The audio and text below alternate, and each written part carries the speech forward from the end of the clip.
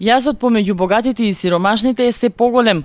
Во денешно време просечно 4-члено семејство не може да преживее со скромните плати кои се исплаќаат, сметаат тетовци.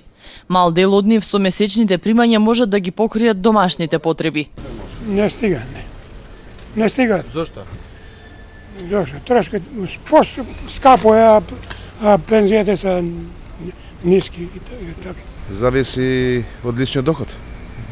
Ако личниот доход добар, стигаат. Ако личниот доход не е добар, не стигаат. Колку е потребно месечно за... Па како што и самата влада изјавува, кажува, просечно е околу 20.000. А стигаат ли така? Би требало да стигнат за еден просечен живот, за скромен.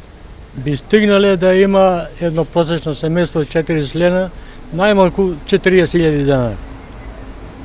Да плати комунали, за исхрана, за облека, за деца кои имаат помали, за школски потреби, така.